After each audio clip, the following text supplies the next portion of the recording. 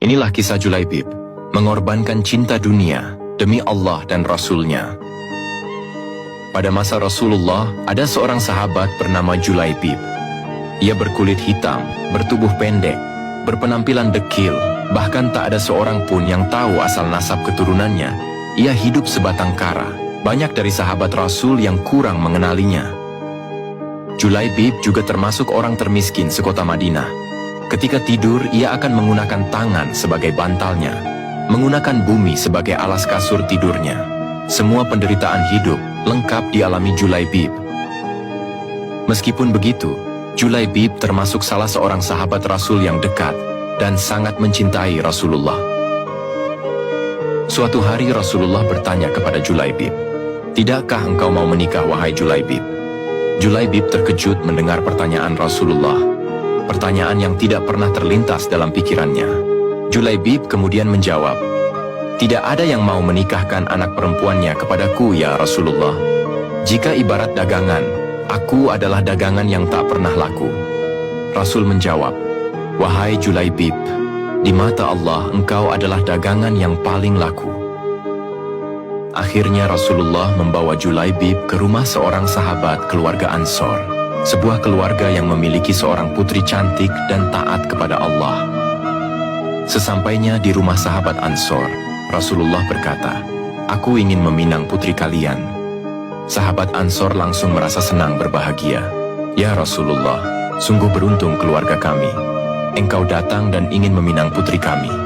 Rasul lalu menjelaskan, "Aku ingin meminang, tetapi bukan untukku. Aku ingin meminangnya untuk sahabatku Julaibib." Mendengar nama Julaibib, sahabat keluarga Ansor langsung terdiam. Istri sahabat Ansor kemudian berkata, "Ya Rasulullah, tidak akan pernah aku nikahkan putriku kepada Julaibib."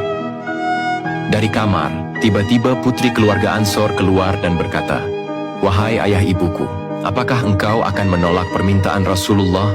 Aku telah mendengar Rasulullah meminangku untuk Julaibib. Sungguh demi Allah, jika Rasulullah yang meminta, aku akan menerimanya." Ia lalu membaca Al-Quran surat Al-Ahzab ayat 36. Bismillahirrahmanirrahim. Tidaklah patut bagi laki-laki dan perempuan yang mukmin, apabila Allah dan Rasul-Nya telah menetapkan suatu ketetapan, akan ada bagi mereka pilihan yang lain tentang urusan mereka. Dan barang siapa mendurhakai Allah dan Rasul-Nya, maka sungguh dia telah tersesat dengan kesesatan yang nyata. Akhirnya Rasulullah menikahkan Julaibib dengan putri keluarga Ansor. Rasulullah SAW juga mendoakan mereka berdua dengan doa yang khusus. "Ya Allah, limpahkanlah kebaikan kepadanya dengan limpahan yang melimpah, dan jangan jadikan hidupnya penuh kesusahan." Tak lama setelah menikah, kota Madinah diserang oleh musuh. Rasulullah kemudian mengumumkan seluruh kaum muslimin untuk berjihad. Julaibib yang belum merasakan malam pertamanya, bersedia ikut bersama Rasulullah untuk berperang. Setelah usai peperangan, Rasulullah dan kaum muslimin mencari-cari pasukan yang berperang, siapa yang kembali dan siapa yang telah gugur. Rasulullah bertanya, "Apakah masih ada yang tertinggal? Apakah ada yang merasa kehilangan?" Kaum muslimin menjawab, "Tidak ada ya Rasulullah, kami tidak ada yang merasa kehilangan."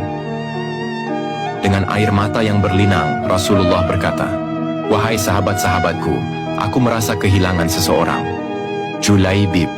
Di mana Julaibib?" Barulah kaum muslimin sadar dan segera mencari Julaibib. Rasul dan para sahabat akhirnya menemukan Julaibib telah syahid di medan perang. Dengan badan penuh luka, jasad Julaibib dikelilingi 7 jasad musuh yang telah terkapar di sampingnya. Rasulullah kemudian mengangkat jasad Julaibib dengan tangannya. "Ya Allah, dia adalah bagian dari diriku, dan aku adalah bagian dari dirinya." Kata Sayyidina Anas, "Demi Allah, mulai dari saat itu hingga dikubur, aku tidak melihat tempat tidurnya Julaibib kecuali tangan dan pangkuan Rasulullah Shallallahu Alaihi Wasallam."